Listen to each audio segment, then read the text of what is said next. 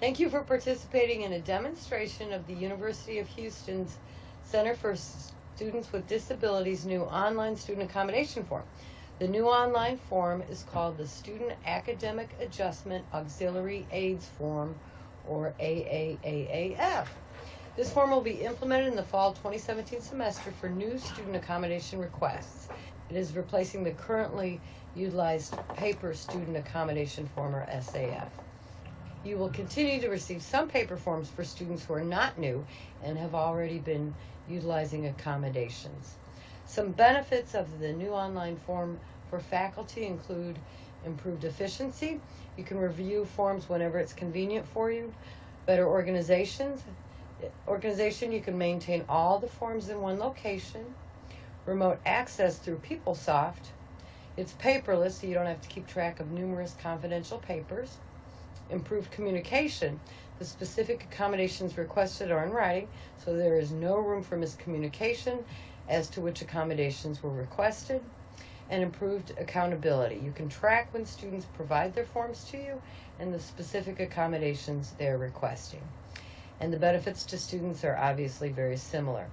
I wanted to mention we also do have a policy on accommodations.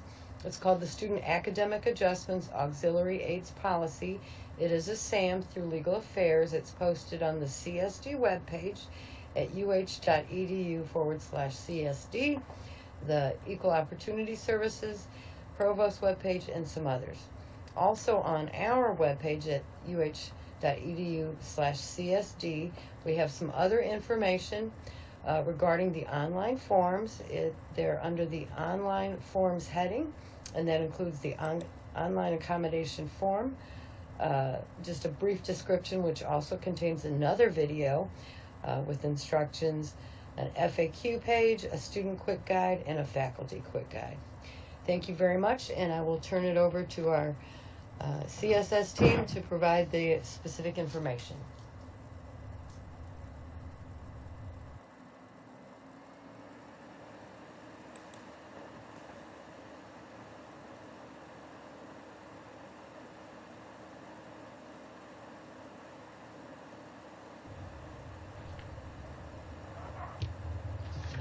Hello, everybody.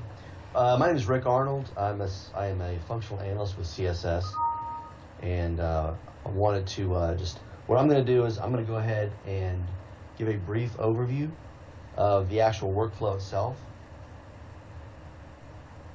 And give a brief overview of the actual workflow. So this is just a high-level overview of the entire workflow from the initiation of the form to the final approval and student notification. And then what I'm going to hand off to Riyad Triantoro, and he's going to go over just your portion of it. So the faculty and the instructor supervisor. He's going to touch on the supervisor role briefly, but he's going to go primarily over the class instructor demonstration, just basically from when you all receive the accommodation request from the student through the final approval and then the submission to the student. So starting with the CSD counselor. So what happens is the CSD counselor initiates the workflow during the counseling session with the student, and then the student will receive an email generated by the workflow prompting the student to approve the restrictions and accommodations that were agreed upon by the student and the CSD counselor by clicking on a hyperlink in the student's email. Okay, so the student will be directed, after logging into PeopleSoft, the student will be directed to the academic accommodations form that lists the student restrictions and limitations and the student accommodations. So the student must submit or approve the recommendations that were agreed upon with the CSD counselor by clicking on either confirm or decline. If it's confirmed, then the form will be routed to the AAEC chairperson. The AAC chairperson reviews and approves the student request and then routes it back to the student for their approval. So the student's second approval, right here, okay, so the student will receive an email notification that instructs them to log into Campus Solutions to access their accommodation request through their PeopleSoft work list. And what they're going to do is they're going to choose any or all accommodations that were agreed upon with the CSE counselor by selecting a checkbox next to each accommodation code, and then forward the request to each instructor. Then the faculty email notification. The faculty will receive an email notifying them that the student has submitted an accommodation request and is instructed to log into Campus Solutions to access the accommodation request through their PeopleSoft work list. Next, the instructor can request the approval. So first, after logging into PeopleSoft, the instructor will be directed to the academic accommodation forms that list the student restrictions, limitation, and student accommodations. So the instructor, they must approve or deny each accommodation and then submit the form. If all the accommodations are approved, then the form will be routed to the student notifying that their request has been approved. However, if the instructor has denied all the accommodations, then the instructor will receive a pop-up message informing them to contact the CSE office within 7 business days, or the request will be deemed approved and all accommodations will be approved. If at least one of the accommodations are denied, a pop-up message will appear notifying the instructor that the request will be forwarded to their supervisor to review.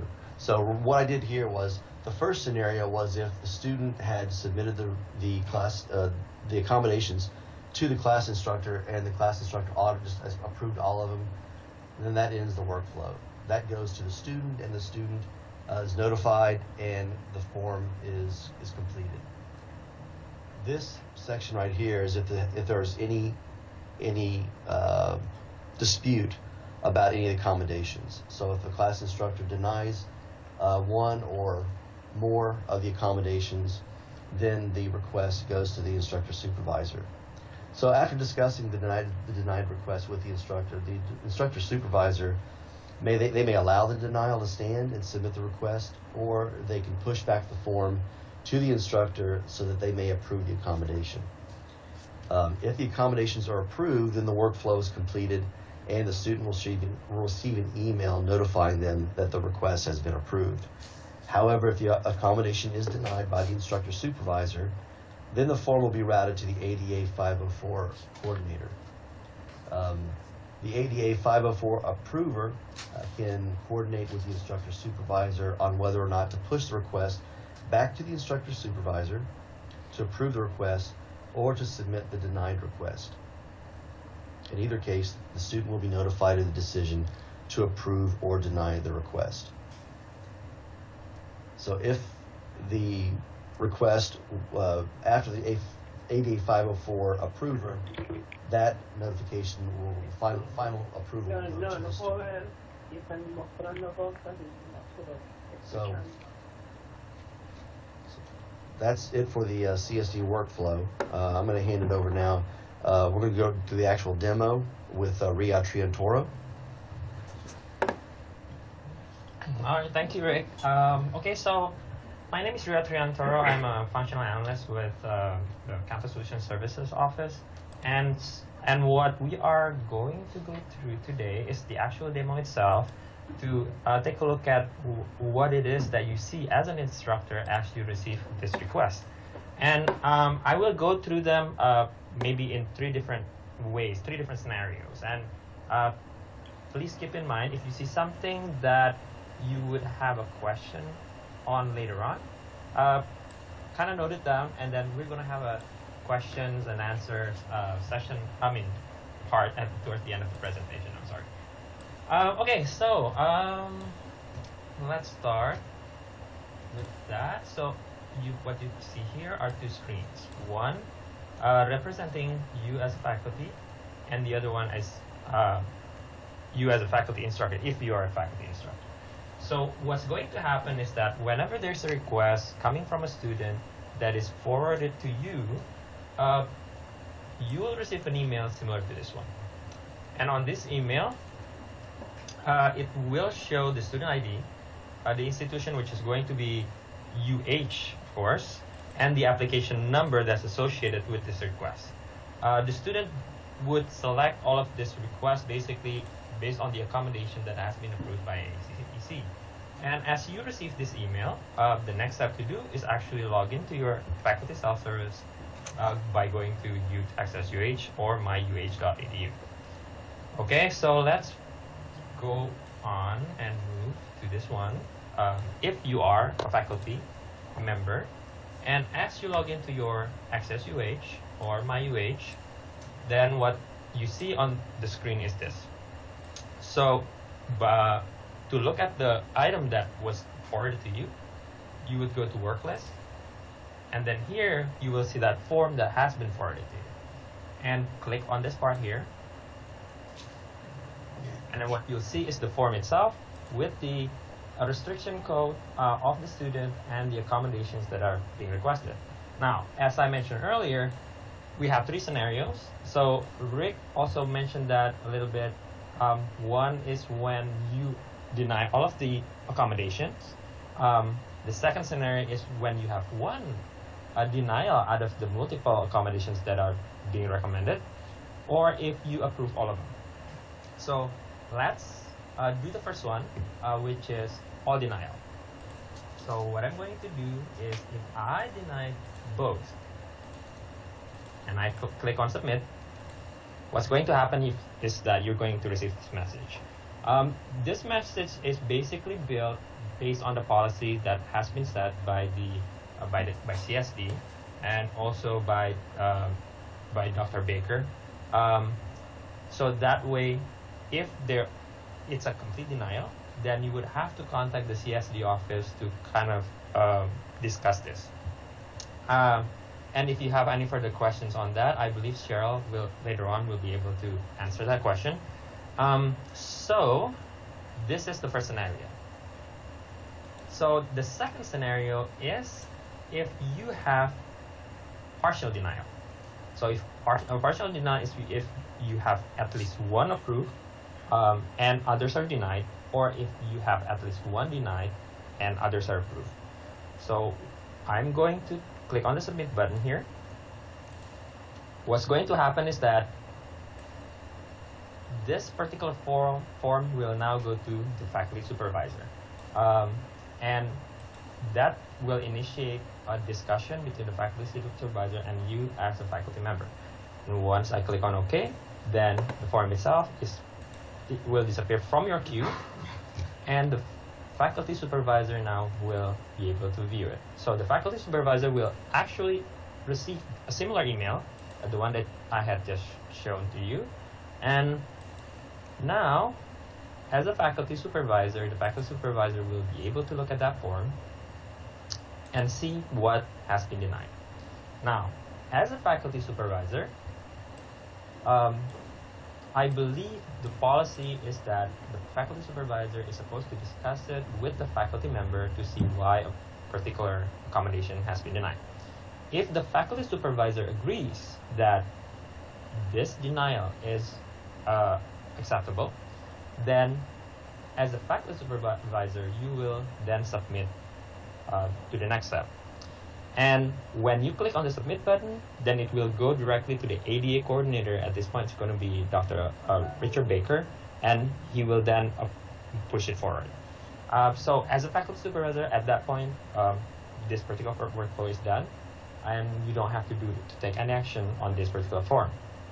Now, if, for example, there has been a discussion and you decided, oh, I do not want to push it forward, and after discussing with the faculty member, you want to push it back so that the faculty member can change the denial to an approval, then what can happen is that the faculty supervisor can use the pushback button, and now the form is going to go back to the faculty member. And the faculty member will then get a similar email notification, go back to the work list, and then that form will now show on the faculty member list. Same thing, click on it, and then since now the decision has been made, okay, we're not going to deny the student, we're going to approve it, then you can either change it here, or you can just click on approve all and click on the submit button. Okay, so now since it has changed to all approved, if you hit the submit button, the workflow is now terminated. Okay, so that's one example for all approval. And let me trigger another one that would allow us to see if one of the accommodation is approved for denial. Okay. All right, so now what you see here are two items, right? One that was submitted. You can actually mark, once you're done with it, if you want to take a look at it again, you can. But since you're already done with that particular one, you can click on Mark Work. And that's going to go off the list. All right, so this new one that just came in, if you click on it, now it has 3 requests on it. So if you have approved, and denied, and click on submit, it will then go to the faculty supervisor. The faculty supervisor will now be able to pick up the form from the work list. Now, if the faculty supervisor agrees that, okay, so this form is has been validated, and this last request is supposed to be denied, then the faculty supervisor will just hit on the submit button, and then the workflow is done. Now you probably have a question. Okay, so what happens when all of these forms have been approved, and we want to take a look at that? Okay, as a faculty, you'll be able to see past approvals that you've done by going to the faculty center. So on this faculty center, there's a link on the left-hand side that will say View CFD AAAA Forms. You can do a search if you do not want to select or identify an ID. You can do a search, and it will list all of the approvals that you've done. Just keep in mind, you cannot look at any other faculty member's approval. You can only see yours, or for the students that you have approved or denied. So any workflow items that have been terminated will be listed on here, specific to the user, which is you as a faculty member. So if you click on it, this one for example, then you can see that, okay, this form was approved at some point with all of these dates. Okay, and let me go back to the initial page. Then now, as a faculty supervisor, you don't have any items. Now, please keep in mind also, if you are both a faculty member who is teaching a class and you are also a faculty supervisor, you will see multiple items here. One probably that goes to you, and one that has been denied for approval that you need to do. So you can see it based on the things that you can do to the form itself. So as you can see earlier, an approval or an approval that you have to do, you will see that the drop-down menus for the options are actually open, and you can update them. But as a faculty supervisor, you can only either submit a denial or approve a denial and push it over to the ADA coordinator. So, and pretty much that's it for the faculty member and the faculty supervisor. If you are not a faculty supervisor, then you won't have to deal with the second one, the second part here. You will only have to deal with the submissions that are forwarded to you by the students.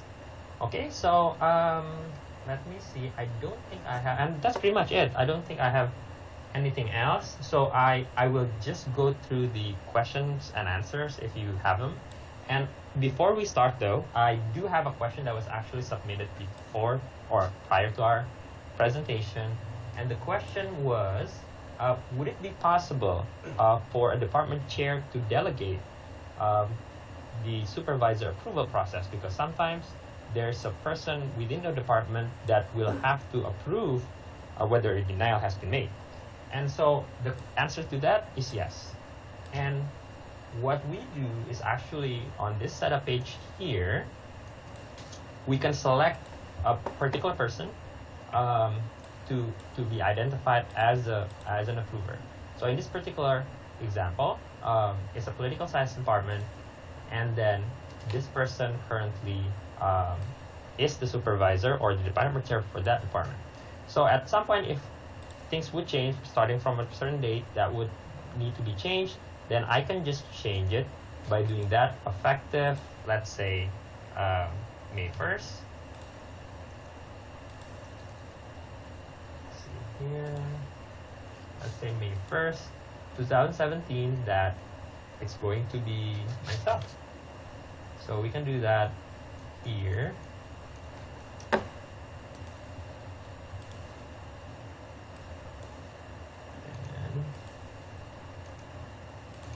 And that's it.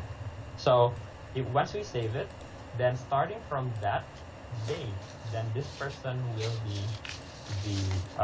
the department assignee that's going to be approving if there are any denials on that form, or act as a supervisor in terms of approving this accommodations form. And if you want to change it, let's say in the future, you know that, okay, well, starting August, you want to change it to somebody else, then we can put August here, and then change it to somebody else. So, and that could be done.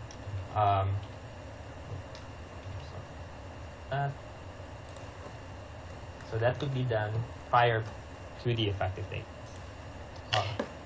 And excuse me, Riyadh, who would have the authority to make that change? The request, I believe the access that we provided was to Kim, who was acting as the administrator on the CSD side. And so you can, if there's a request coming from a professor, then Kim should be able to modify it. Okay, so Kim Parker or me, Cheryl Amherst, will just send the request and we will get it taken care of. All right, so, okay, thank you, Cheryl. All right, so in addition to this question, well, are there any other questions before I continue? So it looks straightforward, I think, and I believe some may have questions about policies while we have Cheryl. I think this is a good chance for us to ask about any policy questions related to this workflow, or if there's a question about the workflow itself, we're available. Hi, this is Suzanne Buck. Can I ask a question, please? Sure, go ahead. My question is on this denial, my specific question relates to a class where I have a take-home exam for students, and I know that a lot of the times the CSD students are allowed extra time. On a take-home exam, it's normally 2 weeks, and I don't usually grant permission for them to have additional time because it is a take-home. They can work on it. They can use their book. They can use their notes.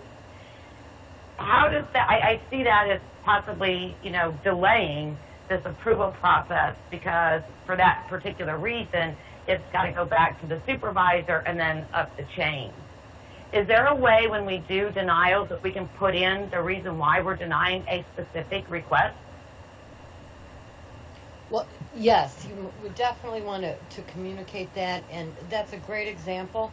In the event that a student has an accommodation of up to double testing time, of course, that's when they take an exam, at one point, it doesn't mean for a take-home exam where a student is allowed, everyone's allowed 2 weeks, that they get 4.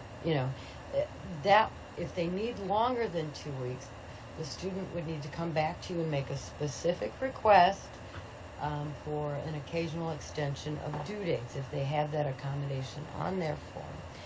And that accommodation has the caveat with prior instructor approval, not to modify essential course requirements whenever possible. So what you would do is, in the beginning, you could say, yes, I will generally approve your accommodations, but with that particular accommodation, that's on a case-by-case basis, and the student would be responsible for coming back to you at the time and requesting an extension.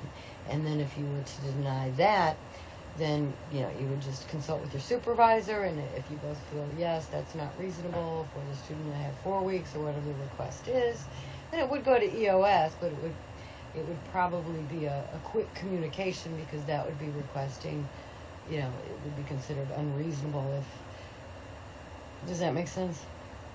It does. It does. Thank you very much. Can I ask another question, please? Sure. I'm sorry, I have lots of questions because I deal with several students, and I just want to make sure we're all on the same page. A lot of times the students will alert me and say, hey, I'm working with the CSD office and I don't have everything approved yet. And I'm like, well, let me know as soon as possible so we can make these accommodations, whatever they may be. Sometimes they say that, well, CSD is behind, I can't get them to respond, and then by the time I get the form, it's usually dated 2 weeks back. Are you going to put more responsibility on the students so that they understand, because all of our syllabi in the communication department, we have a clause in there that says we need to know right away, you need to get us your paperwork within the first 2 weeks of the semester. If you're in the process of working on paperwork, please alert us. I think that there's some situations in which the students need a little bit more responsibility, because I have students come to me the day before the exam and say, can you ship this over to CSD office? I'm like, today? Right. Well, one of the beauties of this new online form is it does put more responsibility on the student. So the student, once the form has gone through the AAC approval process, and if it has been approved, then the student will receive an email notification that the student then needs to go to their student center and select the instructors, excuse me, for the classes that they're taking, and then the student has to go into each and every form and select the accommodations that they would like to request for that particular class. So for your class, the student would go in, check the accommodations they were requesting, and forward it to you. So then you won't have to worry about just being handed a long form with lots of accommodations and not knowing what the student, is wanting to use in your class. Okay. Will there be a follow-up? Because on the faculty, I believe you mentioned that if in 7 days we don't contact, it automatically goes back to approval. So if the students don't follow up on their portion, is there a follow-up sent out from your office so they know, hey, we sent this to you, you haven't done anything, you need to get busy on this? At this point, no. Similar to our current process, we'll email, we'll alert the student that this is your responsibility, but if they don't follow through, we, at this time anyway, don't follow up and remind them. Now, maybe in the future something like that could be built in, but not at this time. Okay, super. Thank you. That's all the questions I have. Sorry to monopolize the time. If I could just clarification.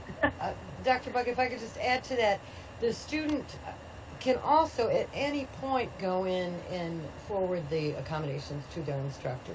So if they don't do it right when they get the notification, they can still go in later and send the form to the instructor. And we do always encourage students, the beginning of the fall is a very busy time here. We act as fast as we can, but we can't always get students in, say, within 1 week. So, plan ahead and communicate with your instructors. Much, Cheryl. Appreciate that.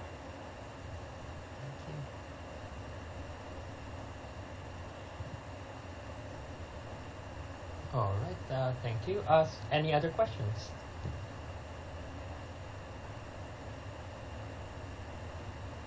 Hi Cheryl, this is Paige Pittman from Pharmacy. I missed the first probably part of this where you guys may have gone over a little bit more information, but when will this be communicated, when and how will this be communicated to the students? And when will they be able to go into the computer system and kind of start this process? We wanted to do this first, and then we'll be sending notifications out to the students. This online form will just be utilized right now with new students who are registering with CSD. So students who are already utilizing our services at this point will continue to use the paper form. So we don't have to worry about them at this point. It's just the new students. And so each new student will come in and meet with the counselor, so we will walk them through it so they don't have to do it independently.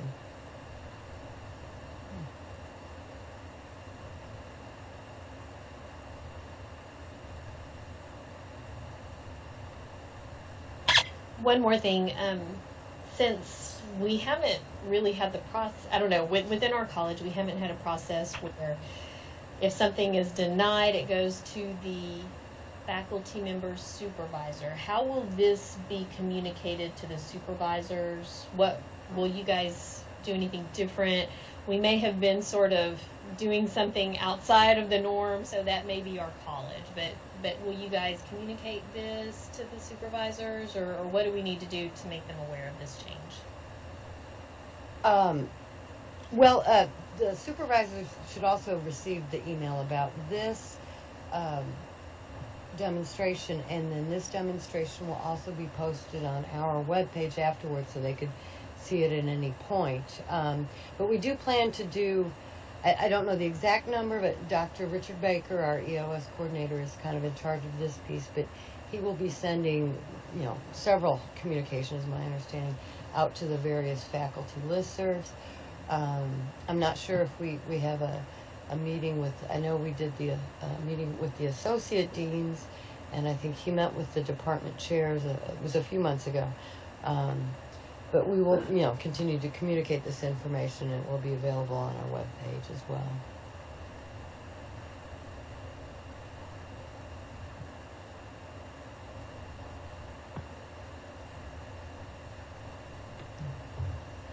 Any additional questions?